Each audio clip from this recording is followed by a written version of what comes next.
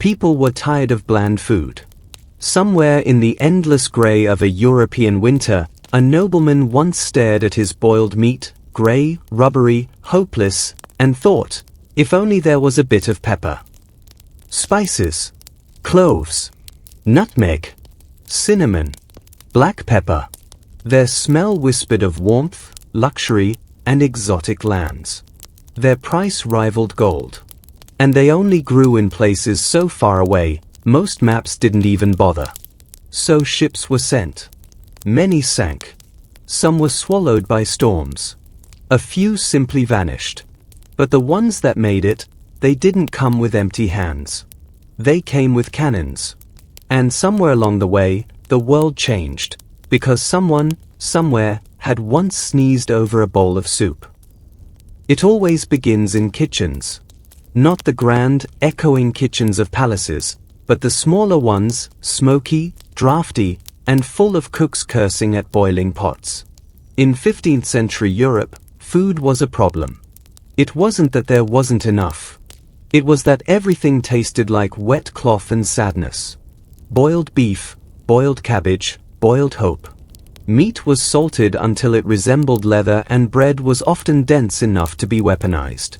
But for those with coin, the clergy, the merchants, the noble-born with delicate palates, there was a solution: spice.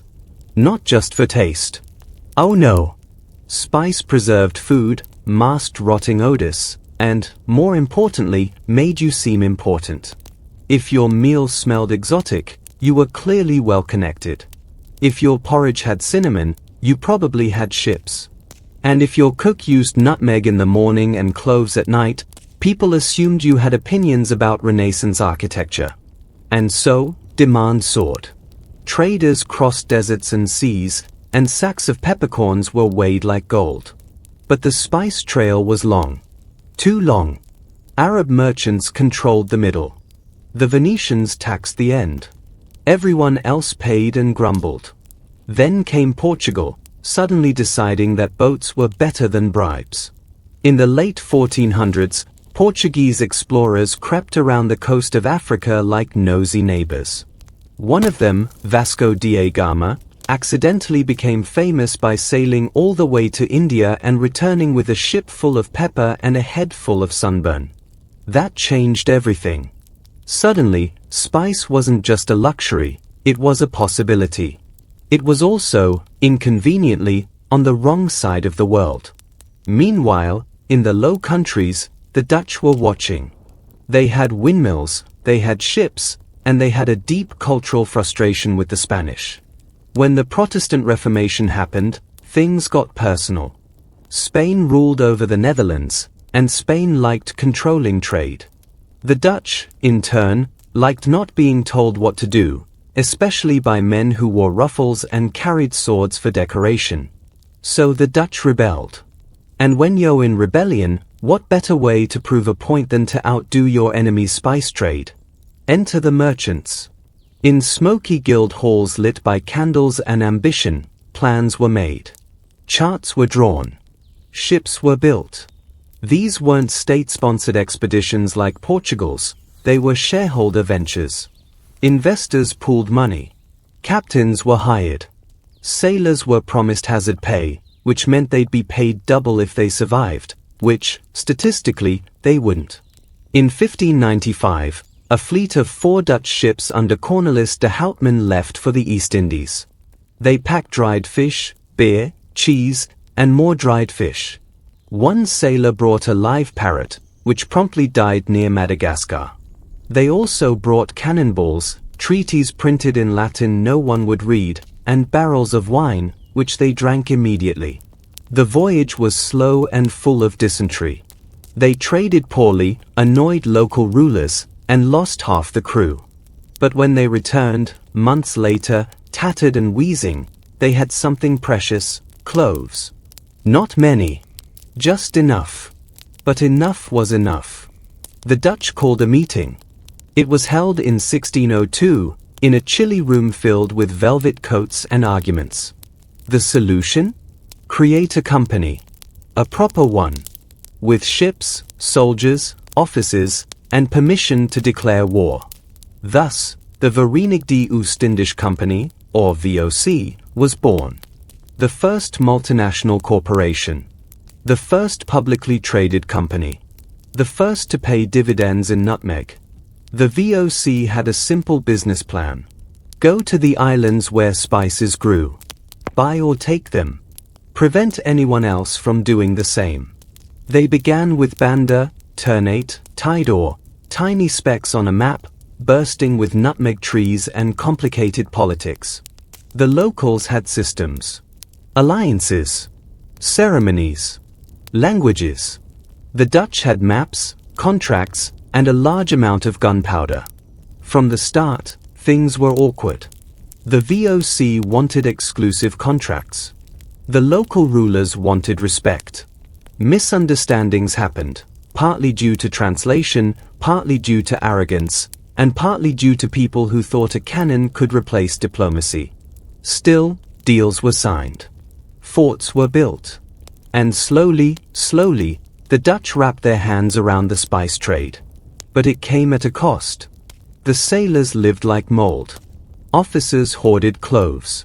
Contracts were signed under duress, and anyone who refused became a lesson. Some governors went mad. Others got rich. A few did both. And all the while, the food back home started tasting better. Before they were conquerors, the Dutch were confused. Spice maps were vague, wind patterns were unpredictable, and most of the world did not speak Dutch, Latin, or even basic patience. But still, they sailed, stiff collars and all, toward islands they couldn't pronounce, filled with people who didn't ask to be part of a global flavor revolution. The Banda Islands, for example, smelled amazing. Every breeze brought hints of nutmeg and cloves, like a bakery hiding in a volcano. The trees grew in neat rows, guarded by volcanoes and gossip. But the people? They had rules.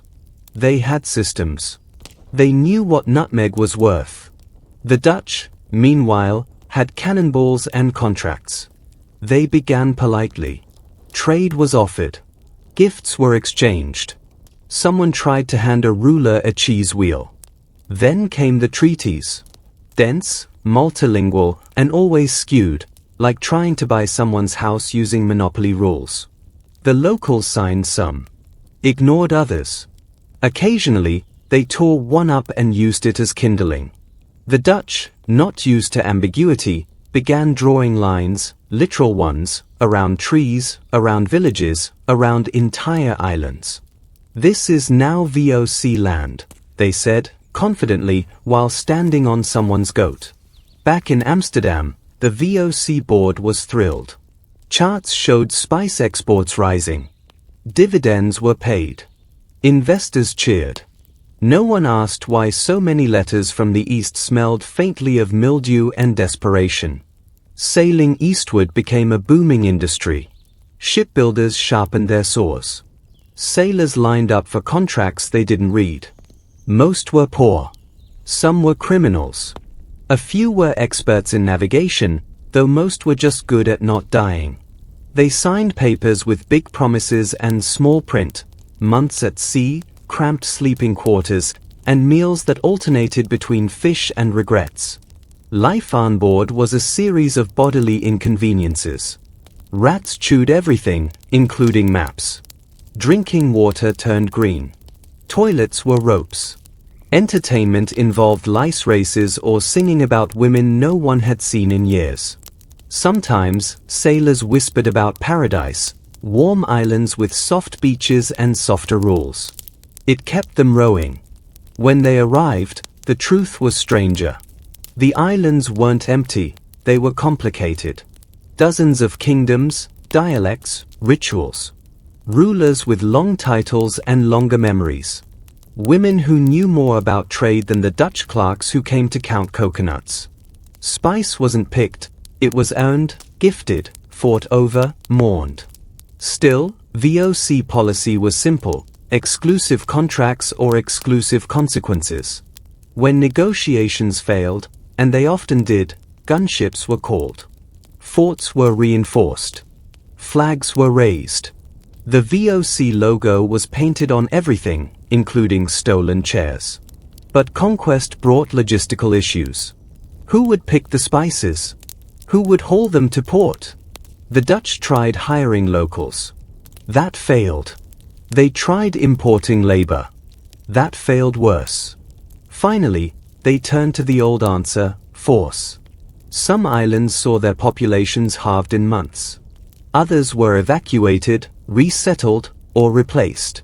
Survivors were branded as collaborators or rebels. The VOC, obsessed with order, recorded everything, down to the number of nutmeg seeds in each barrel and how many fingers the porters had. Meanwhile, a strange cultural exchange bloomed. Dutch officers married local women, sometimes by choice, often by paperwork. Children were born with European surnames and island eyes. Tavern songs in Batavia mixed Dutch swearing with Malay lullabies. One governor famously hosted dinner parties where roast pork sat beside durian stew, and no one complained because the wine was free. Not everyone approved. Some preachers wrote home, horrified by the moral decay of the tropics. Others simply asked for more cloves. The line between business and empire blurred. And still, the spices flowed.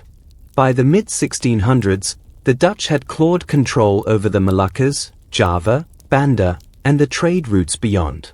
The VOC operated like a floating government, with ships instead of parliaments, and accountants instead of generals. Its boardrooms in Amsterdam echoed with talk of tariffs and nutmeg, while distant islands whispered of things taken and not returned. But even empires built on spice must deal with spoilage. Some shipments rotted. Others sank. And some, quite famously, were stolen, by rival powers, by pirates, or by men with mustaches and conflicting loyalties. Still, for now, the Dutch had what they wanted, monopoly. A word that tastes good only to those holding the board. And in Europe, dinners improved. Meat got pepper. Pies got cinnamon. Rich men toasted to civilization while chewing stolen flavor. Few asked where it came from. Fewer cared. History, after all, is just what we decide to swallow. If empire had a smell, it was sweat and cloves. And if it had a city, it was Batavia, a place that pretended to be Dutch but sweated like Java. Batavia didn't exist until the Dutch decided it should. Before that, the land belonged to the Sultanate of Banten, who preferred not having Europeans building forts in their backyard. But in 1619, Jan Pietersoen Cohen, a man known for his tight beard and looser morals, led a campaign to secure the area. By secure, he meant burn everything, then rebuild it with better sidewalks. Cohen dreamed of a clean, orderly, European-style city by the sea. What he got was mosquitoes, mud, and an annual death toll that made accountants cry. Still, they built it, canals, walls, warehouses, homes, all laid out in neat Dutch geometry, as if that would stop the humidity. They named it Batavia, after an ancient Germanic tribe that had nothing to do with Indonesia. It sounded grand, and more importantly, not wet. But the city remained wet. And hot. And deeply confused. Every morning, the sun slapped Batavia awake. By noon, shirts stuck to backs, wigs sagged, and everyone smelled like disappointment. The canals, meant to resemble Amsterdam, quickly became soup. Mosquitoes danced in choreographed clouds. Frogs held local elections. Still, people came. Traders, soldiers, clerks, criminals, preachers, farmers, tailors, and the occasional violinist, all chasing spice, money, or just escape. For many, Batavia was the edge of the world. For others, it was the center of their new lives. For some, it was where they coughed themselves to death while writing long letters home that began with "Dear cousin, I regret everything." Housing was strange. The rich built European villas with red tiles and shady porches. The poor lived in wooden shacks with chickens as roommates. Everything creaked. Everything leaked. No one knew how to fix it, and those who did were already dead from fever. In public squares, people spoke Dutch, Malay, Javanese, Portuguese, Chinese, and in some cases, all at once. Markets sold fish, lace, ink, and nutmeg by the handful. You could buy a parrot, a pair of shoes, or a sermon before lunch. At night, the city breathed louder. Taverns echoed with laughter, music, and confusion. Work at the VOC warehouse was brutal. Ships unloaded barrels of cloves while men shouted about taxes and termites. The bookkeeping never stopped. Young clerks dipped quills into sweaty inkpots and wrote long reports like, 10 sacks of nutmeg arrived, but 2 were damp and smelled like goat. No one knew what to do with the damp ones. The spice trade demanded precision. Spoilage meant loss. Theft meant punishment. And punishment came in many forms: public whippings, salary cuts, or in one case, being reassigned to inventory duty in Ambon, which was somehow worse than prison. To keep order, the VOC created rules. So many rules. Who could marry? Who could trade? Who could wear what color? Who could speak during lunch? Who was allowed to sneeze during a sermon? The rules were posted on boards, written in 6 languages, and ignored in 7. Of course, there were also unwritten rules, especially about women. Women were everywhere and invisible. Local women worked as laundresses, cooks, sellers, and occasionally spies. Some married Dutchmen, forming families both stable and scandalous. Others worked in night establishments with glowing lanterns and complicated reputations. Batavia, like many colonial cities, had its own economy of loneliness. The VOC, mostly made of single men, quietly tolerated arrangements it never openly acknowledged. One report from 1632 simply reads, "The company must build more wells." Also, 7 children born last week from unknown mothers. Still, amidst the sweating and scheming, people found ways to survive. A Javanese woman sold iced tamarind water on a corner and became richer than her VOC landlord. A Dutch printer made illegal poetry books poking fun at the Governor-General's hat. A Chinese carpenter carved boats so precise they looked like toys, until they beat every VOC ship in the harbor during a race. Batavia was supposed to be a monument to control. But it became something else, a chaos garden. A place where cultures clashed, kissed, and occasionally formed a jazz band. Where orders arrived late, and love letters were hidden inside spice sacks. And through it all, the spices moved. Nutmeg left the warehouses in tightly sealed boxes. Cloves were weighed, dried, sniffed, then packed with stamps and wax. Cinnamon curled like old parchment. Everything was recorded in triplicate and checked by men who hadn't smiled in years. Back in Europe, no one saw the heat. They only saw the pepper. They only tasted the pie. Batavia, for them, was a place on a map with perfect angles. Not a place where clothes never dried, rules never worked, and hearts beat out of rhythm with empire. But for those who lived there, Batavia was real. A city built on spice and sweat, on hope and exhaustion. Where even the walls whispered in 3 languages. And when the wind blew just right, through the palm trees, over the markets, across the harbor, you could still catch it, the smell of empire, slightly burnt. Nutmeg looks innocent. Small, brown, wrinkled, like something you'd ignore at the bottom of a spice rack. But in the 1600s, it was a reason to kill people. Nutmeg cured the plague. Or so people believed. It also helped digestion, improved memory, enhanced libido, and maybe cured bad marriages. At least, that's what European doctors with large collars and questionable credentials wrote. And when people believe a seed can save them from death and divorce, it becomes priceless. The Dutch didn't just want nutmeg. They wanted all the nutmeg. At the time, The Banda Islands were the only place in the world where nutmeg grew naturally. 6 tiny dots on a map, surrounded by sea and stubbornness. The Bandanese people had traded nutmeg for centuries, with the Chinese, Arabs, Javanese, even the Portuguese. It was a good life, until the VOC arrived and demanded a monopoly. The Bandanese said no. The Dutch, in return, said something much louder. At first, the VOC tried diplomacy, which for them meant giving gifts and then immediately asking for a treaty that banned the receiver from talking to anyone else, ever again. The Bandanese chiefs smiled politely and then traded with whoever they liked anyway. This confused the Dutch, who thought contracts were sacred and also translated them badly. Tensions grew. One Dutch officer wrote, "These people do not respect paper." Another wrote, "They smile while saying no, which is very rude." Eventually, someone snapped. In 1621, Governor-General Cohen, yes, that Cohen again, returned to the Banda Islands with a simple plan: obey or disappear.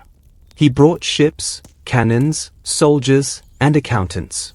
The Bandanese brought spears, knowledge of the terrain, and a deep understanding of how not to trust colonizers.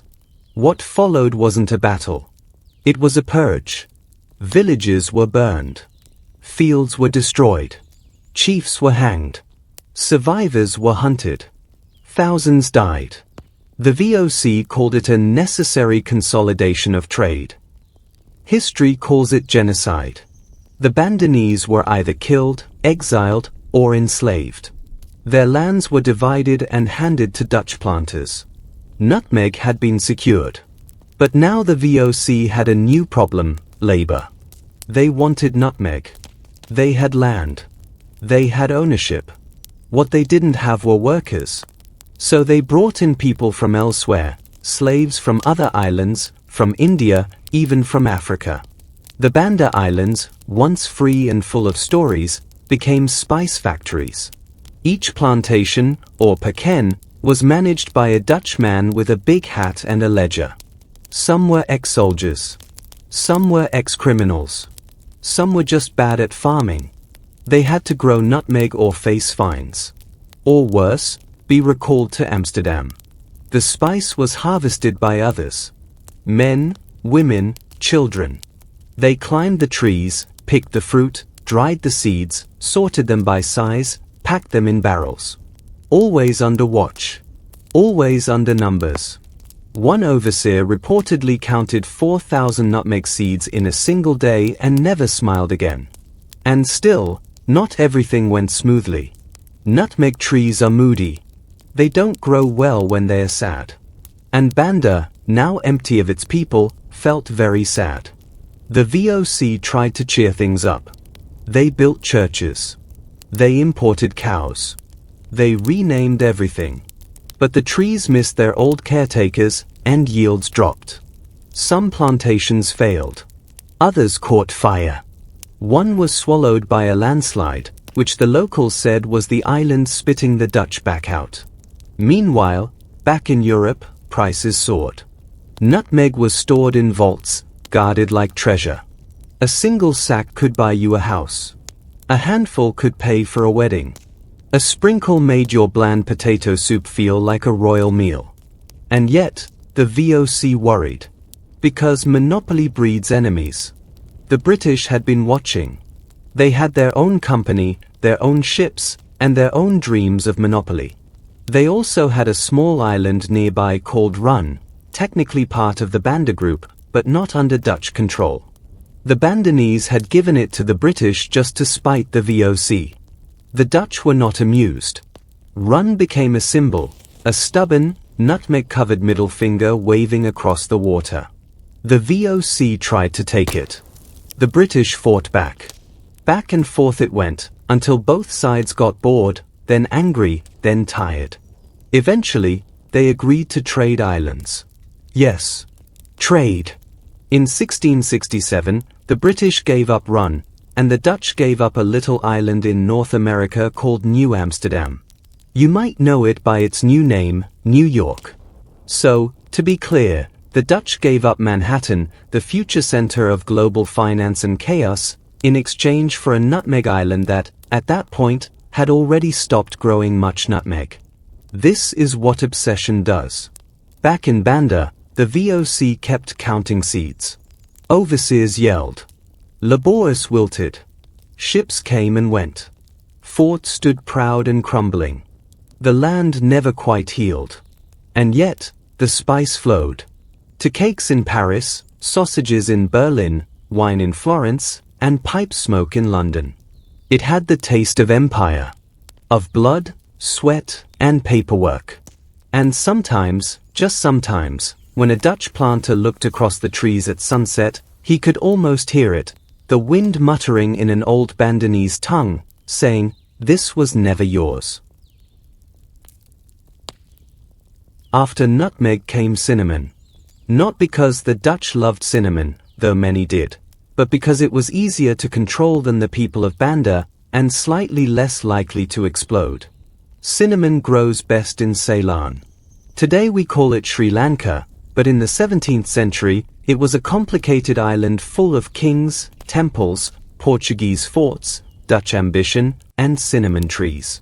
The bark, when dried, curled into elegant brown spirals that smelled like warm mornings and colonial debt. By the time the Dutch arrived, the Portuguese had already made a mess of things. They had built forts, made enemies, converted locals, and annoyed every king on the island. The Dutch, seeing an opportunity, offered help to the Kingdom of Kandy, a central highland kingdom tired of foreign boots on its beaches. The Kandyan king, wise and suspicious, agreed to cooperate, barely. The Dutch would help push out the Portuguese from the coast, and in return, they'd get trade rights. Not land. Not cities. Just cinnamon. The Dutch said yes. Then immediately asked for land and cities.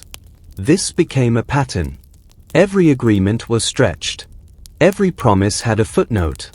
The VOC treated treaties like soft clay, moldable and fragile when wet. Meanwhile, the Kandyan court wrote letters full of polite fury, asking why their friends kept building forts with cannons pointed inward. Still, the cinnamon flowed. The Dutch soon learned that cinnamon harvesting was more delicate than war. The bark had to be peeled by skilled workers, mostly from local caste groups trained for generations. You couldn't just force a sailor to do it. Sailors peeled badly. One captain tried and ended up with sticks of sadness, brittle, unusable shavings. So the VOC did what it always did, turned people into numbers. They drafted labor quotas, issued copper tokens as payment, built warehouses shaped like prisons. Workers were fined if the curls weren't curly enough. And if the quota wasn't met, punishments came in creative forms, extra shifts, public scoldings, or being assigned to ship tar scraping. In one report, a clerk wrote, "Harvest insufficient this month. Bark appears moody. Recommend stronger yelling." Meanwhile, in the towns along the coast, like Gal and Colombo, life took on that familiar VOC rhythm: ships, stockpiles, sweating, and sermons. Dutch administrators wrote reports no one read. Local elites traded favors for fabric and influence. A man could lose his fortune in pepper and rebuild it in cinnamon. Or the other way around. And yet, rumors always stirred. One rumor said the VOC was cursed because they had built a fort on sacred ground. Another claimed cinnamon trees would die if too many lies were told nearby. A third, whispered by old harbor workers, said the Dutch ships sailed heavy not with spice, but with ghosts who spoke in Portuguese. The VOC ignored the rumors. It liked numbers better. Numbers were neat. Rumors were not. Still, rust crept in. Literally. Tropical air is not kind to European metal. Fort hinges, cannon mounts, even ship nails corroded under the salt and heat. Entire inventories were lost because someone didn't oil the spice press. One governor declared rust a personal enemy and commissioned prayers against it. And as structures decayed, so did trust. The kingdom of Kandy grew more annoyed. They had asked for help, not guests. The Dutch kept building forts. The forts kept growing. And every wall looked less like protection and more like a warning. Eventually, letters stopped arriving. In Amsterdam, the VOC board stared at graphs and lines. Cinnamon exports rose. Profits looked good. But fewer people smiled. Too many shipments came with stains. Too many ledgers had footnotes like missing, delayed, or accidentally burned. The problem wasn't the spice. It was the silence. Because when an empire expands too fast, it stops listening. And when it stops listening, it starts guessing. The VOC guessed a lot. They guessed wrong more often than not. They guessed the Kandians wouldn't fight back. They guessed cinnamon trees would thrive in the lowlands. They guessed no one would notice when entire villages went missing. But people always notice. By the 1680s, VOC outposts along the island looked strong on maps and tired in person. Forts were chipped. Officers drank too much. Paperwork piled. One clerk tried to forge entire spice ledgers from memory and failed because he couldn't spell cinnamon. And yet, the cinnamon flowed. Europeans didn't know any of this. They sprinkled cinnamon on cakes, stirred it into tea, and smiled. The spice didn't whisper of suffering. It simply said, luxury. Cinnamon was sweet. The empire was not. And somewhere, deep in a damp VOC basement in Gal, a forgotten barrel of cinnamon peeled itself apart, quietly, under the weight of time. An empire is only as strong as its logistics. And VOC logistics were ambitious. The Dutch East India Company had ships. Hundreds of them. Some grand and seaworthy. Some held together by prayer and patchwork. These ships were the arteries of the empire, pulsing with nutmeg, cloves, cinnamon, pepper, letters, debt, and disease. But the sea doesn't care about schedules. Storms tore sails. Worms chewed through hulls. Rats hosted parties in flour barrels.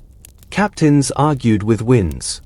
And in between all this, competitors lurked, pirates, smugglers, rival empires, and sometimes their own men. Sabotage was a VOC tradition, unofficial but well practiced. Spices were expensive. Wages were low. Insurance was confusing. Temptation was everywhere. A barrel could go missing. A crate might fall overboard. A ship could be delayed for weather reasons even on a clear day. And so, things disappeared. Regularly. Back in Amsterdam, VOC officials stared at shipping records and drew conclusions. Wrong ones. A ship lost near Madagascar? Blame the French.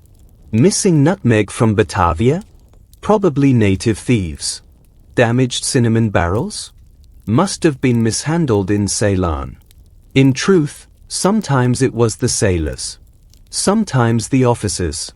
Sometimes even the accountants. Some crew ran side businesses, quietly unloading a few sacks at hidden ports. One cook allegedly swapped peppercorns for silk, then denied it by cooking the blandest soup in VOC history to prove he had no spices left.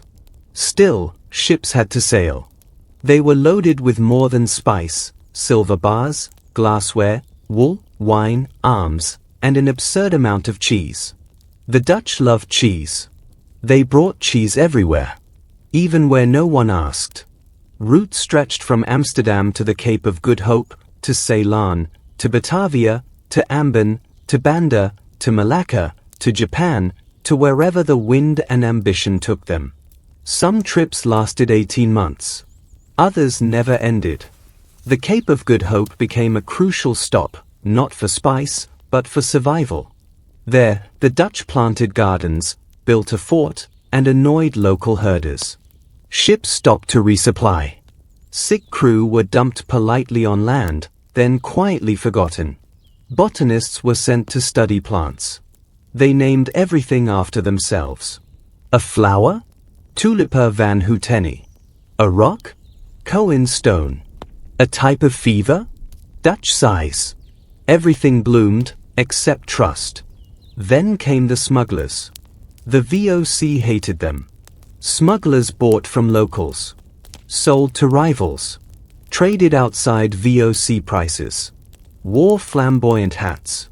Worse, they were fast. Smaller boats. Lighter cargo. No rules. They could sail into a cove, buy a ton of cloves, and vanish before the VOC could even find their ink stamps. To fight this, the company created new policies: patrol ships, spice branding, literally burning VOC marks into nutmeg, and mandatory logs. Everything must be logged: weight, color, smell, number of ants. Inspectors were hired. Then inspected. Then accused of smuggling. Nothing helped. Sabotage evolved. A frustrated official in Batavia once wrote, "We found a crate marked cinnamon filled with dead fish and sand. Smelled correct. Tasted wrong." Another reported that cloves had been packed with gunpowder by accident. A third claimed to have found a crew bribing the captain by baking him a nutmeg cake with extra coin filling. And still, the ships moved. Limping. Leaking. Carrying half what they promised. A fleet of optimism and mild corruption. Pirates, meanwhile, thrived. In the South China Sea, Dutch ships were raided by sleek Malay vessels. In the Indian Ocean, rogue Portuguese attacked for revenge, religion, or boredom. Off the coast of Sumatra, an English ship once sailed up to a VOC freighter and politely asked for half the spice, and got it. One pirate captain, according to legend, wore only a belt made of cinnamon bark and declared himself king of scent. He ruled for 3 weeks before being bribed with wine and a fake letter from the VOC promising employment. Back in Europe, VOC investors knew none of this. They received charts. Neat ones. With arrows. The spice was flowing, they were told. Ships were efficient. Trade was booming. Dividends were declared. Nobody asked why some ledgers were written in 4 types of ink. Nobody noticed that one shipment of cloves arrived smelling suspiciously like anchovies. Because the illusion of control was easier than facing the tide. And the tide, as always, was shifting. Somewhere in Amsterdam, near the harbor, stood a warehouse. Large. Grey. Drafty. It smelled like old wood, wet rope, and dreams that had been salted, dried, and shipped back. This was where the VOC kept its treasure: barrels of cloves, sacks of pepper, bundles of cinnamon, and crates of nutmeg so tightly sealed they could survive both a shipwreck and a lawsuit. The warehouse was organized, in theory. Every item had a label. Every label had a code. Every code had a backup. And yet, no one really knew what was in there. Because the longer an empire lasts, the more it forgets why it started labeling things in the first place. The clerks tried. They wore hats too big and wrote too small. Their job was to weigh, record, file, and occasionally cry behind columns. A ledger from 1691 reads, Crate 37, cloves, dry, slightly rat-bitten. Crate 38, cloves, wetter. Crate 39, something that used to be cloves but now moves on its own. Above the ledgers, VOC directors sipped wine and spoke of profit. They never entered the warehouse. That was for others, the ones with ink-stained sleeves and a vague cough. But the spices piled up. Too well. Because eventually, demand plateaued. Europe could only eat so much pie. Cinnamon lost its miracle status. Nutmeg became ordinary. Pepper, once as valuable as gold, was now sold next to buttons. Success, in a strange twist, had made the empire boring. And boring empires make dangerous mistakes. So the VOC did what any confused megacorporation might do: it expanded. More islands, more forts, more charts, more rules, New regions were scouted, the coasts of India, the ports of China, even the cold spice dreams of Japan. But the further they went, the more the world pushed back. China wanted silver, not spice. Japan banned foreigners entirely. India offered pepper, then changed the price weekly. The VOC, built for monopolies, struggled with negotiation. In response, they built bigger warehouses. Meanwhile, back in Batavia, cinnamon curled. Cloves dried into dust. The heat warped barrels. Insects took tiny bites of empire. Sailors refused to load another sack without hazard pay. Even the rats looked exhausted. A report from Batavia in 1703 states, "We are rich in spice but poor in everything else. Morale low. Roof leaks. Clerk missing." In Amsterdam, the warehouse creaked under its own ambition. Floorboards warped. A section collapsed under the weight of forgotten ginger. No one remembered ordering ginger. One barrel from 1687 was found sealed, pristine, and completely empty, possibly shipped that way as a joke. The man responsible had long since died, probably promoted. And yet, the company couldn't stop. Because empires don't retire. They crack slowly. To outsiders, the VOC still looked strong. Ships still sailed. Uniforms still fit. Coins still stamped. But inside, the ledgers began whispering. Not loudly. Just enough. Whispers of ships sent with no destination. Of forts built in swamps. Of officers who couldn't read maps. Of treaties signed with kings who didn't exist. The warehouse noticed. It always notices. It saw barrels stacked without order. It heard clerks mumbling why under their breath. It felt the dust settle into shapes that resembled letters, R, U, I, N. And yet, the company kept counting. In one corner, a clerk discovered a crate filled with receipts. Every receipt was signed by someone named Peter. There were 9 Peters. None still employed. No one knew what the receipts meant. They were archived. Elsewhere, a crate of cinnamon was labeled urgent in 4 languages. It had not moved in 17 years. The warehouse became a museum of intentions. And outside, Europe changed. Wars began. Borders shifted. People started asking questions.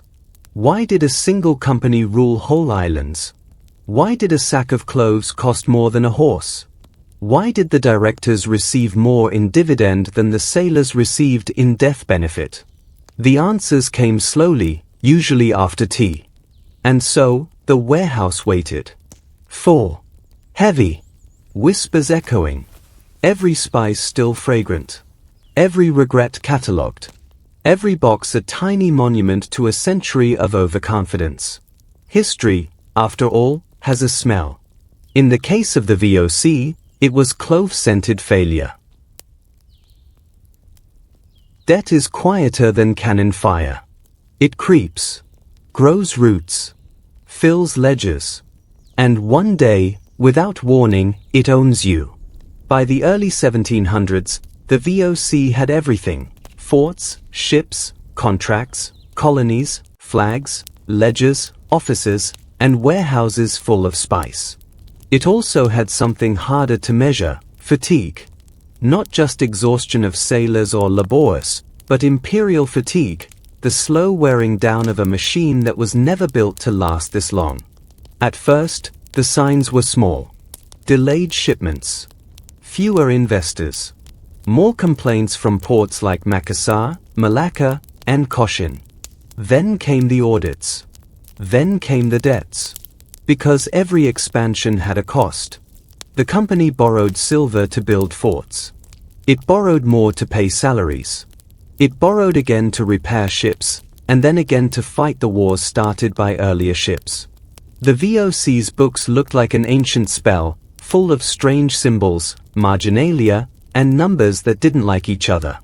A clerk once tried to simplify things. He created 3 categories. Spices in hand. Spices in transit. Spices we thought we had. Category 3 grew alarmingly. Back in Batavia, the heat never changed, but the mood did. Governors changed faster. Orders contradicted themselves. Spice prices wobbled. And worst of all, the people who once feared the VOC stopped. In Java, local rulers started trading independently again. In India, Dutch influence shrank. The English East India Company, younger and more aggressive, began snapping up ports like someone collecting Monopoly squares. The French, usually late, also arrived, with fancy coats and confusing treaties. The VOC responded with more rules. More meetings. More forts. More debt. Meanwhile, spices lost their magic. Europe discovered coffee, tea, and sugar. Suddenly, cloves felt old-fashioned. Cinnamon reminded people of their grandparents. Pepper was just normal. And nutmeg, once a royal obsession, now sat forgotten in the back of the kitchen, next to the broken salt grinder. Fashion kills monopolies. And yet, the company pretended nothing was wrong. Amsterdam still held board meetings. Directors still wore ruffled collars and made statements like "we remain confident." They didn't visit Batavia. If they had, they might have noticed the rot, literal and otherwise. One report reads, cinnamon stocks damp. Pepper barrels leaking. Fort roof collapsed again. 2 clerks ran off together. Good for them. Ships were still sailing, but slower. The wood groaned more. Cannons rusted before being fired. In some forts, the garrison uniforms were held together with local fabric. In others, they weren't worn at all. Piracy returned, stronger. Smuggling became normalized. Entire spice shipments disappeared mid-voyage, only to reappear in English or French hands with different labels. The VOC tried to blame everyone: locals, captains, clerks, weather, the moon. But the truth was simpler. The company had forgotten why it existed. It was no longer about spices. Not really. It was about maintenance. Patch the roof. Balance the books. Issue the same orders. Pretend everything still worked. It was empire as routine, an endless Monday of colonialism. Debt mounted. Investors grew nervous. Dividends shrank. And slowly, a terrifying word entered the boardroom: reform.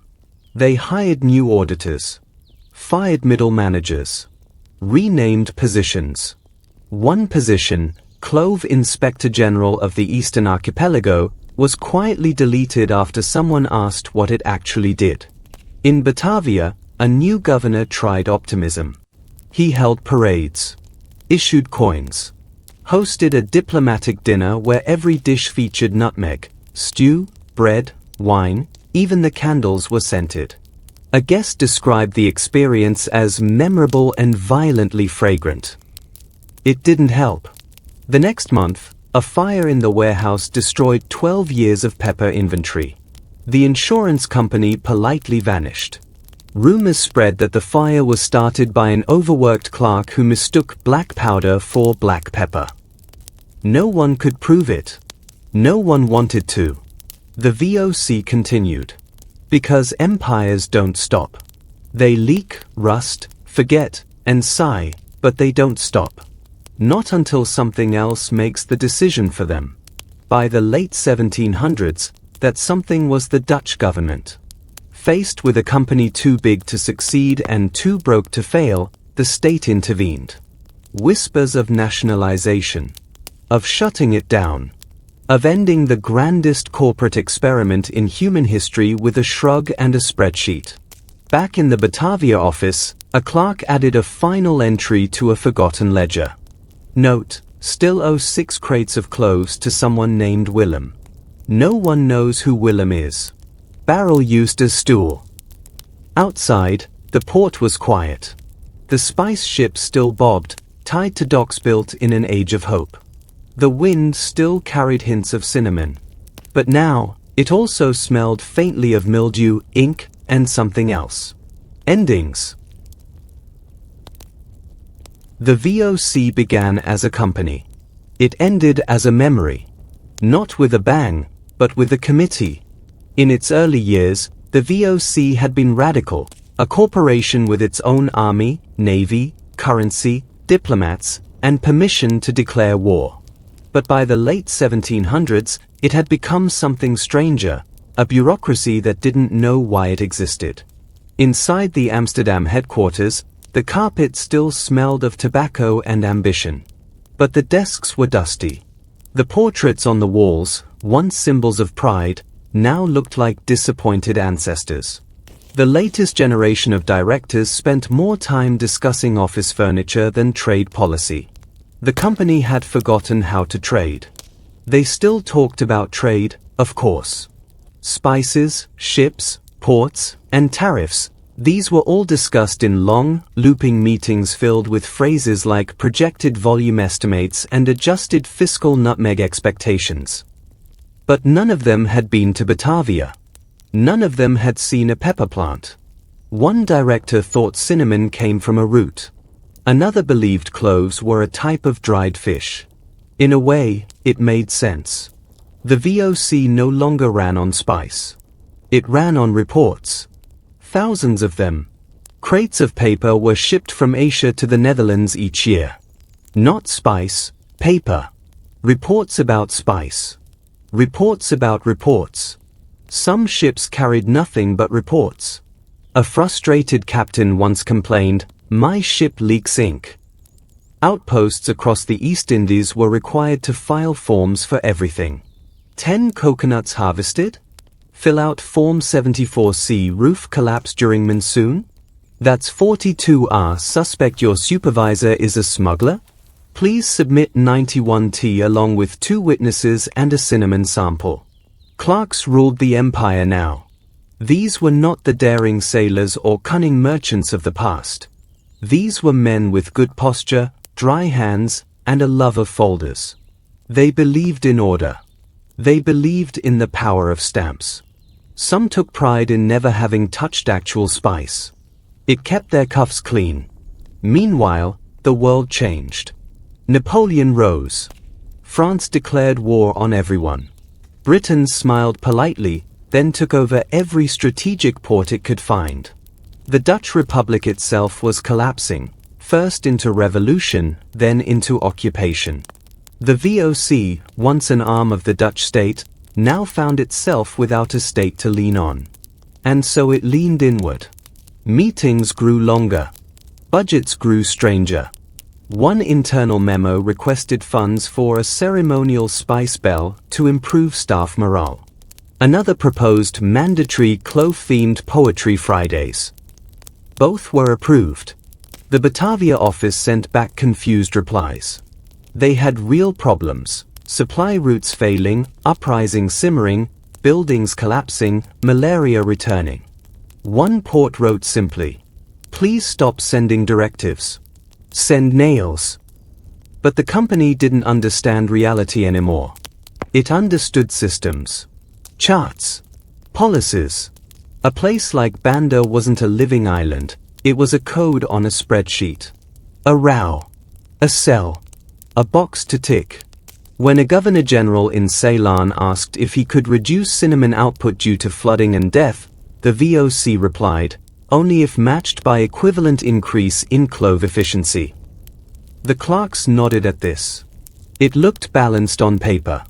Outside the office, people starved. Sailors died for ships that never arrived. Labourists disappeared into jungle fields that no longer yielded. Local traders ignored VOC outposts entirely, selling spices to anyone else, Arabs, Chinese, British, even if the prices were worse. It was the principle. The company had burned too many bridges, taxed too many harvests, and ignored too many names. In one village, a former VOC clerk was tied to a tree and left with a sign, "We do not fill your forms." Back in Amsterdam, the final audits began. In 1799, the Dutch government, now a republic under French influence, decided the VOC had failed. Not morally. Not strategically. Just financially. The numbers didn't work. The debts were enormous. The ships were rotting. The forts were pointless. The company was technically still rich, in spice that nobody wanted and warehouses nobody entered. So the government moved in. The VOC's assets were nationalized. The flags were lowered. The offices emptied. Some clerks were reassigned. Others vanished into the growing archives, like old scrolls filed next to ledgers no one could read. No announcement was made. No monument built. Just a notice. The company is dissolved. Effective immediately. That winter, in a warehouse once filled with cloves, a janitor found a single crate unopened. It bore the seal of Banda and the date 1701. Inside, dried nutmeg, still fragrant, still whole. He took one. Shaved it onto his soup. It tasted like history. At first, no one noticed. The dock still creaked. The flags still hung. The wind still smelled faintly of salt and cinnamon. But slowly, quietly, something changed. The ships stopped coming. It wasn't announced. There was no official decree. No drum roll or morning bell. One day, a dockworker in Batavia looked out across the sea and saw nothing. Not silence, exactly. Just stillness. An emptiness where sails used to appear on the horizon like promises. The VOC was gone. Officially, it had been dissolved. Absorbed. Dismantled by decree. But in Batavia, in Banda, in Gal, in Ambon, in Cochin, it lingered. Like dust in a ledger. Like rust on a cannon. Like memory in wood. The spice warehouses remained. Tall, dark, and locked. Some still carried the smell. Others just echoed. A few were repurposed into homes, storage, or places to sit and think. Local children played tag through hallways once guarded by men with muskets and dreams. The clerks were the first to leave. They packed what they could, mostly pens and regrets, and boarded the last official ships. The captains never saluted. They simply looked forward and said nothing.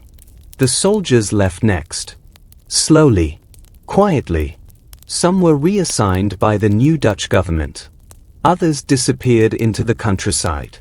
A few stayed behind, married into the land, took off their uniforms, and grew nutmeg trees with their bare hands. The irony was not lost on them. What remained was confusing. Who owned the spice trees now? Who paid the laborers? Who maintained the fort walls? No one knew. So people filled the gap. A local trader opened the gates to a former VOC warehouse and sold what was left, 10 crates of cinnamon, half full of ants. A village council in Ambon declared the abandoned fortress community property and turned the cannon tower into a goat shed.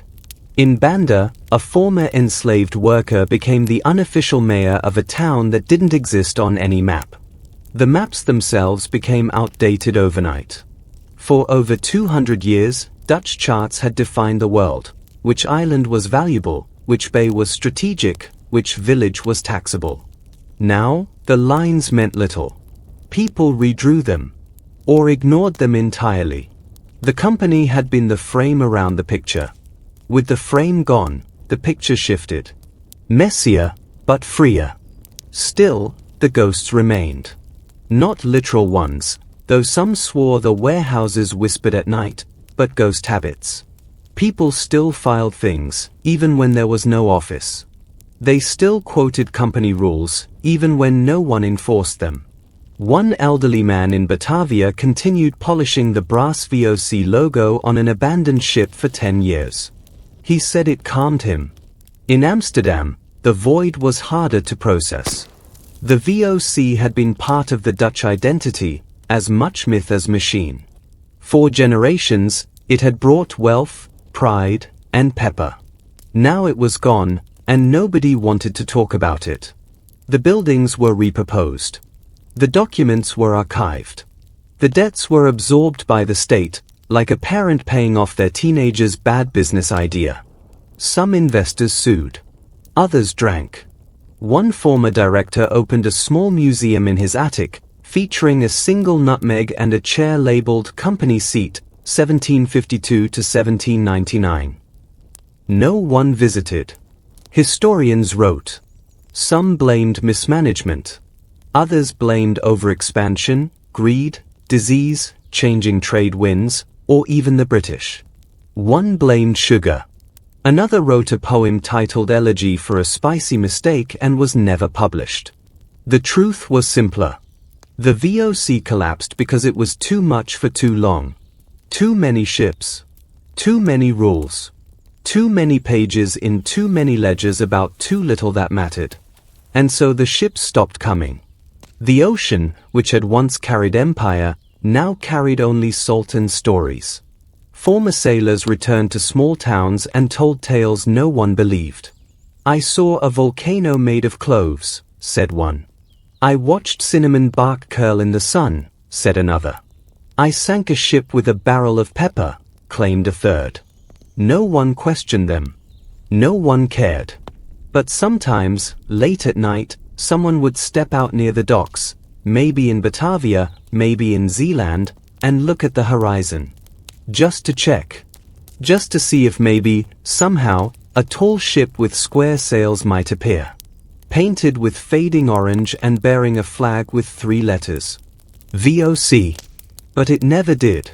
And in that silence, history finally exhaled. The Dutch East India Company lost everything. It lost its monopoly. Its ships. Its forts. Its ledgers. Its flags. It lost the right to rule, the illusion of order, and the ability to pronounce ambition without coughing. And yet, even after its death, it remained the best-smelling corpse in economic history. Because wherever the company had gone, it had left behind cloves. Tiny, wrinkled, brown, aromatic, and deeply, deeply political. In Banda, the trees kept growing. Quietly, proudly. Some wild, some planted. A few forgotten behind ruined walls, others tended by people whose ancestors once resisted the VOC with spears and silence. The spice no longer traveled the world in armed convoys, but it still perfumed the air. And that was the twist no one wrote about in the official reports. You can't colonize aroma. You can control the trade. You can tax the harvest. You can build warehouses and brand barrels and make clerks cry over moisture levels. But smell? Smell goes where it wants. It seeps through cracks. It clings to cloth. It outlives flags. In the early 1800s, British and French companies tried to continue the game. They invaded islands, built plantations, renamed things, wrote memos. But the age of spice empires was over. Not because people stopped liking flavor, they still loved flavor, but because the game had changed. Steamships, global markets, factories, tea, coffee, sugar, tobacco, new obsessions, new empires. No one needed 1,000 barrels of nutmeg anymore. They just needed one, in a tin, on a supermarket shelf. Meanwhile, the legacy of the VOC drifted. Some of it was architectural, forts turned into museums, offices into government buildings, warehouses into overpriced apartments. Some was linguistic, Malay still carries VOC loanwords. Some was emotional, nostalgia, bitterness, confusion, pride. And some of it just floated. In markets across Indonesia, you can still buy nutmeg, cinnamon, cloves, not as relics, but as groceries. No armed guards. No tariffs. No monopolies. Just spice. And somehow, that's more revolutionary than any fortress ever built. People who once feared VOC inspections now sell cloves by the handful to tourists named Jan. In the Netherlands, the company is remembered awkwardly. Some speak of it with pride, a symbol of trade and maritime greatness. Others flinch at the word colonial. Museums display model ships and broken compasses. Schoolbooks debate tone. One street is still called VOC Plain. No one agrees if it should be renamed. A historian once called the VOC a brilliant machine built for exploitation that forgot to install brakes. They weren't wrong. But the company was also deeply human. Not in the noble sense, but in the bureaucratic, bumbling, coffee-stained paperwork sense. It was full of mistakes. Bad translations. Missed shipments. Overpaid governors. Underpaid laborers. Overcooked parades. Forgotten treaties. Duplicate invoices. Confused letters from distant forts that began with, "Dear Amsterdam, I regret to inform you that I still exist." And yet, somehow, cloves made it. Not because the VOC succeeded, but because people kept growing them. Quietly. After the noise. After the wars. After the ships stopped coming. People planted trees. Tended them. Dried the fruit. Cracked the shell. Stored the seed. They did what the company couldn't, survive without paperwork. There's a story told in the Banda Islands about an old woman who keeps a nutmeg in her pocket at all times. She says it reminds her that even small things, even wrinkled, dry, ignored things, can change the world. Also, it helps with nausea. And maybe that's the legacy the VOC deserves. Not a monument. Not a flag. Not even a plaque. Just a whiff of cloves in a market breeze. A smell that traveled halfway around the world, built empires, triggered massacres, then came home in someone's pocket. Not as power, but as memory. After spice came sweetness. Empires rarely end. They mutate. The VOC collapsed in 1799, but the desire behind it, the hunger for flavor, profit, and control, simply changed its target. The next obsession was simpler, faster, more addictive. It dissolved in water and revolution. It was sugar. Unlike cloves or nutmeg, sugar didn't need poetry. It just needed boiling. Cane stalks crushed, juice simmered, crystals scraped, and suddenly, bitter drinks became palatable, and empires became sticky. But sugar needed space. Plantations. Land that could be cleared, flattened, worked by force. So colonial ambition shifted westward, to the Caribbean, to Brazil, to Java's interior. The VOC had once conquered for flavor. The companies that followed conquered for craving. At first, sugar was rare. A luxury. A sparkle in tea. A twist in sauce. But Europe quickly developed a taste. Then a need. By the 19th century, sugar wasn't a flavor, it was a food group. Children were raised on it. Bankers counted it. Poets ignored it. Sugar made spice look polite. It required labor, endless, breaking labor. The kind that doesn't write letters home. The kind that ends names. Enslaved Africans carried it on their backs across oceans. On Javanese plantations, whole generations were born beside cane fires and died before ever tasting tea. And yes, tea. Because no one drinks hot water and feels imperial. Tea was the other obsession. Leafy, gentle, fragrant, and deeply strategic. Britain grabbed India. The Dutch turned to Java. China watched suspiciously. Japan bowed, brewed, and closed its gates. Europeans had once risked death for cloves.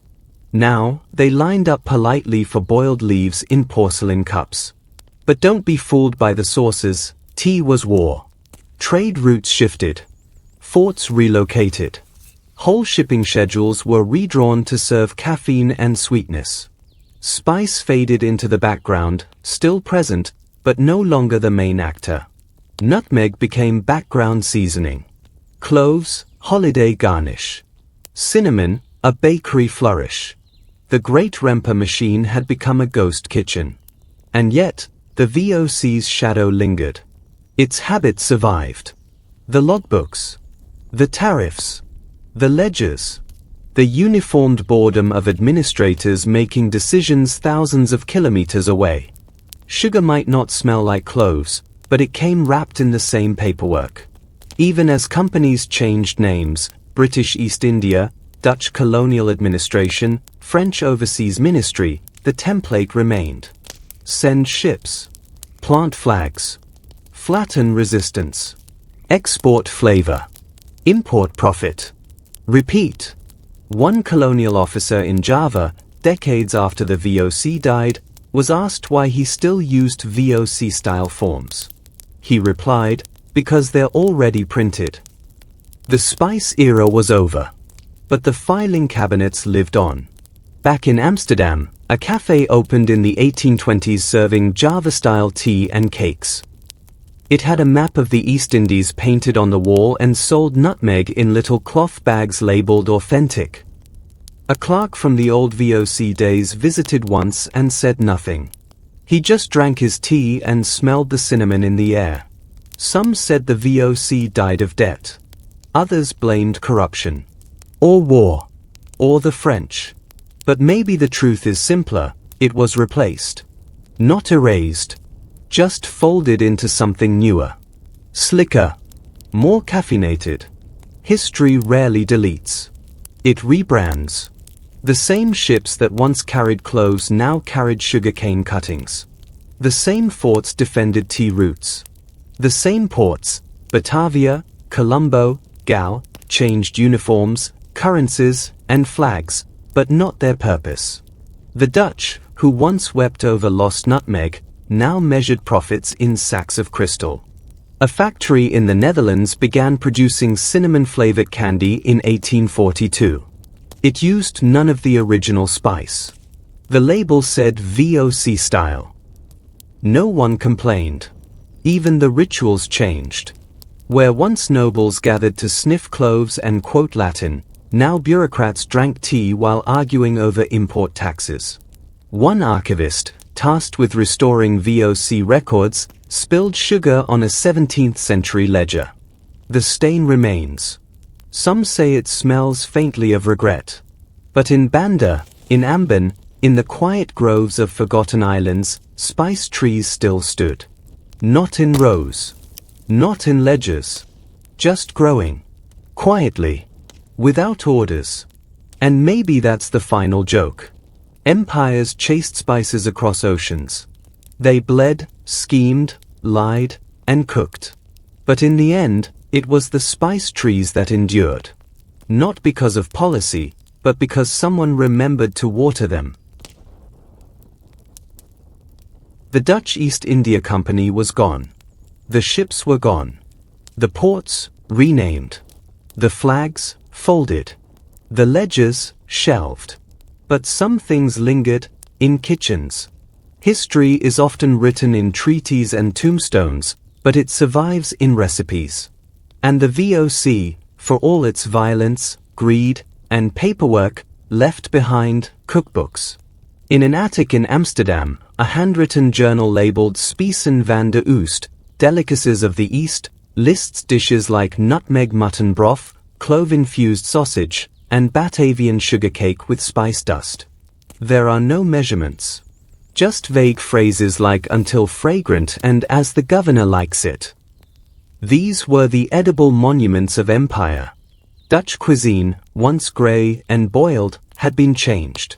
Cinnamon found its way into breakfast. Cloves stirred in beer. Nutmeg slipped into mashed potatoes, a ghost spice, mild but persistent.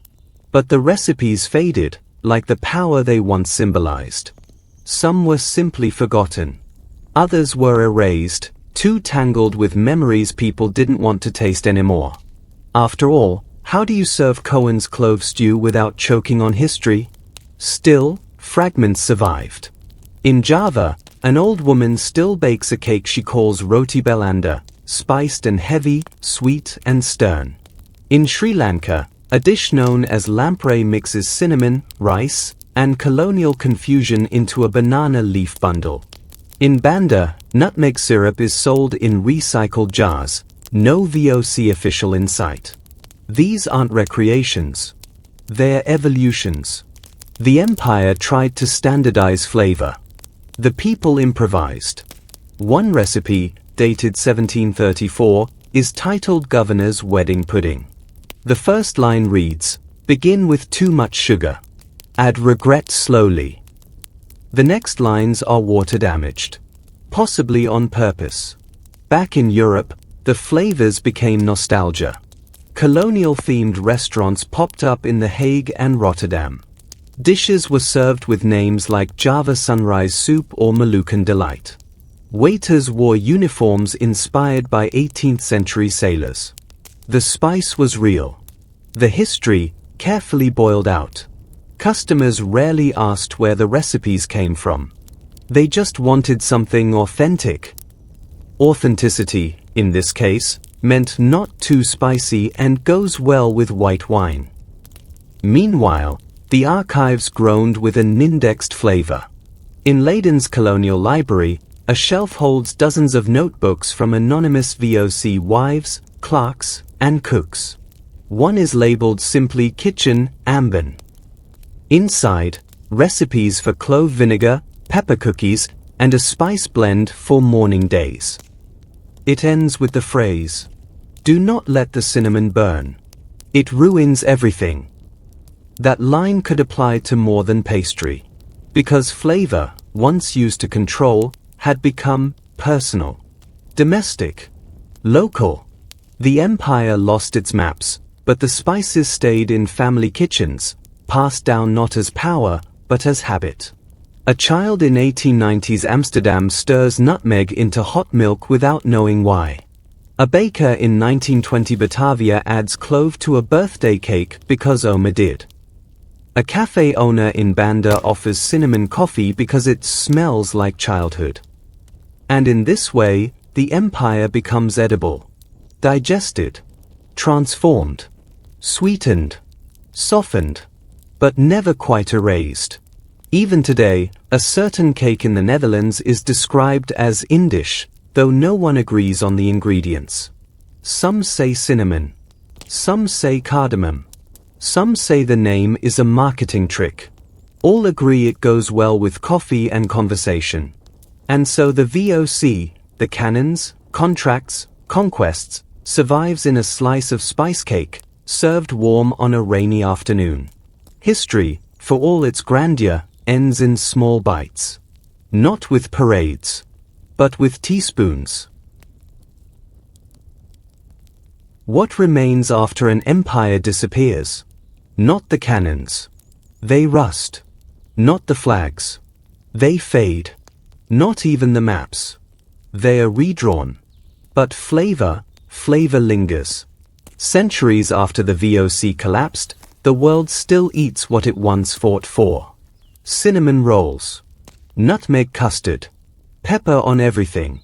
Tiny, everyday decisions flavored by an old hunger, now unconscious. And perhaps that's how empire survives best, not in laws or monuments, but in habits. A pinch of spice. A preference for warmth. A recipe written in the margin of an old diary. These are the soft remains, what the company never meant to leave behind, but did.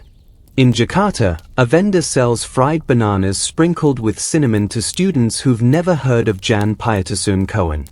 In Amsterdam, a grandmother adds nutmeg to mashed potatoes because her grandmother did. In a Sri Lankan village, a child tastes clove tea and says, "It burns, but I like it." They don't mention monopolies, or massacres, or the treaties no one read. They just chew, swallow, smile, and move on. Some historians call this cultural legacy. Others call it denial. A few refuse to romanticize flavor. You can't eat your past, they say. But that's not quite true. People do it all the time. With every holiday meal. Every borrowed recipe. Every inherited spice tin with foreign handwriting on the label. In this way, history is not erased. It's metabolized. The Dutch no longer rule the seas. The VOC no longer funds wars. But in a dusty jar in a kitchen in Utrecht, cloves still wait to be used. No one remembers who bought them. No one knows where they came from. But they are still here. And maybe that's the final lesson. Empires chase control. Flavor escapes. Spice doesn't obey borders. It grows, drifts, blends. The VOC tried to chain it, weigh it, tax it, measure it, and failed. Because the thing they never understood was that spice moves with people. With cooks. With markets. With families. And people, unlike corporations, have memory and imagination. So the aftertaste of empire is complex. Sweet. Bitter. Warm. Lingering. A little like nutmeg. A little like loss. And somewhere, on a quiet morning, someone will stir a cinnamon stick into their tea, not to honor an empire, but simply because it feels right. That's history. Not the war. Not the flag. But the second sip.